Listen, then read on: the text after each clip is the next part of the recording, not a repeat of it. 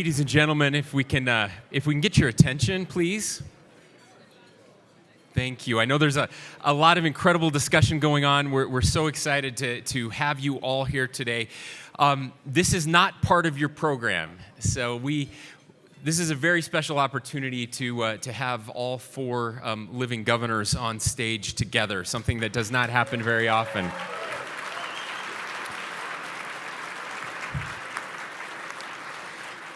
This morning, when I talked about all the great things that are happening in Utah and how I try to take credit for that, I want you to know that one of the things I always try to say is that we build on our predecessors, the people that came before us. In fact, the successes we are having today are a direct result of these three gentlemen on stage with me. My only hope is that 20 years from now, there will be a governor who is still having the successes that we have today because of what we've accomplished.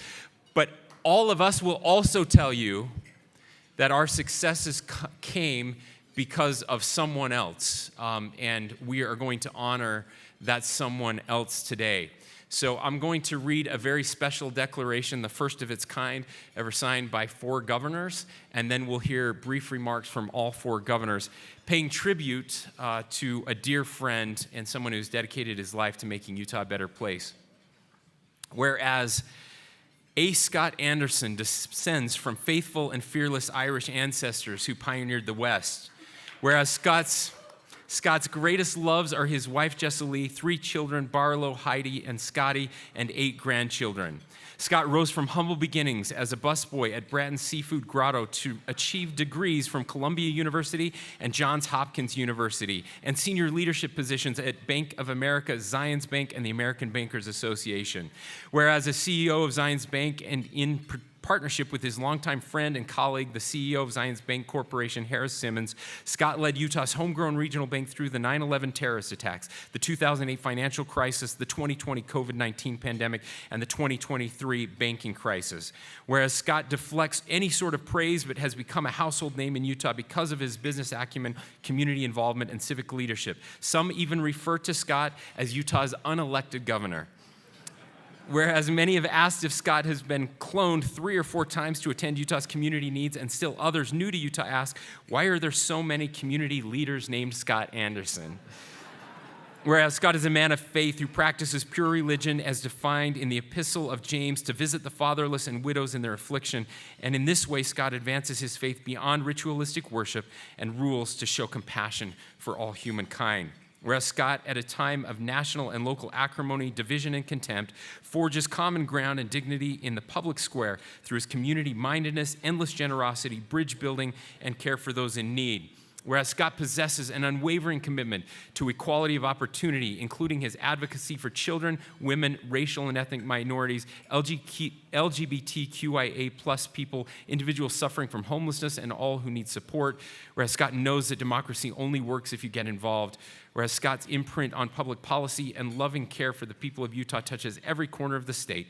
Whereas sometimes when you think you are at the end of something, you are really at the beginning of something else. And we know with Scott, you are always at the start of something magical. Now, therefore, I, Spencer J. Cox, governor of the state of Utah, and we, the former governors of the state of Utah, Gary R. Herbert, Jon M. Huntsman Jr., and Michael O. Leavitt, do hereby declare May 23rd, 2024 as, get your glasses ready, a toast to A. Scott Anderson Day in Utah. Thank you, Scott. Governor Herbert. Let me just say amen to what Governor Cox has said. I know all of us think of Scott as a dear friend, somebody who we feel is a mentor, a confidant, and unelected or elected, he's been a great blessing to the state of Utah. He's a friend to all. I don't know of anybody that doesn't like Scott. He's done great things for Zions Bank, and he's done great things for the state of Utah. So, great honor. Thank you, Scott.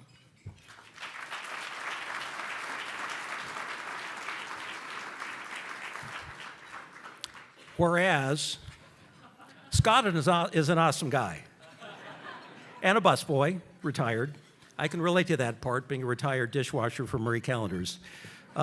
With all due respect to my colleagues up here, anyone can be governor of the state of Utah. But there's only one Scott Anderson. Only one. Scott, we love you. We are deeply in debt to you. There isn't an institution and hardly a person in the state who hasn't been touched by you. You and Jesse Lee are in our hearts and our minds constantly. And Godspeed from here. It's just an honor to be able to celebrate you and to show tribute to you, Scott. Thank you and congratulations.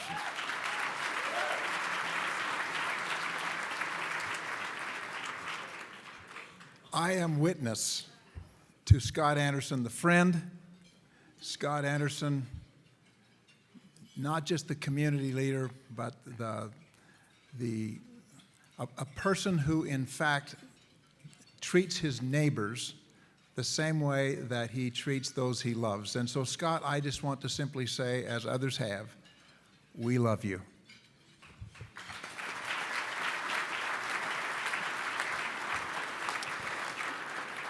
I'm very fortunate that I get the last word here, Scott. I have to tell you something. So several years ago, we had the Denver Metro Chamber of Commerce that came. The governor of Colorado came as well. And I was talking to some of the members of their chamber, and I said, so why are you really here? And they said, well, the reason we're really here is we're trying to figure out how Utah keeps beating us in everything.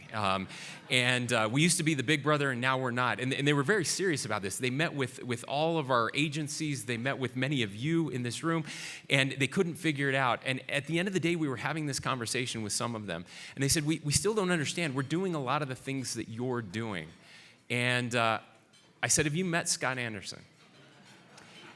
And we had that conversation. What we found out was they did not have the community leaders and philanthropic leaders who were not just willing to give money, that's one thing, but who were actually willing to get in the trenches, to volunteer on boards and commissions and help anybody who can be governor actually accomplish what needs to be done. That's the difference in Utah, and it starts with the example of Scott Anderson. Scott, will you please come join us up here?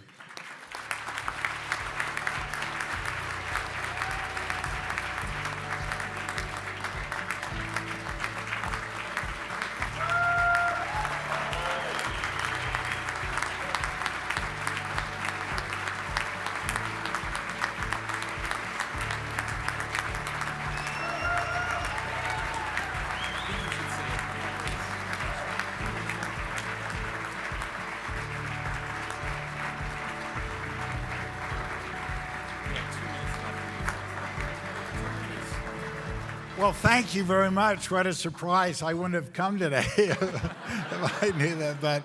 But I just so appreciate being a member of this state, and I so appreciate and give Harris thanks for being able to work at Science Bank, a great organization under his leadership. And I appreciate all that you do to make our state better and our community stronger. And thank you very much. Thank you. Thanks. Yeah. Let's get a picture. We'll have you in the middle.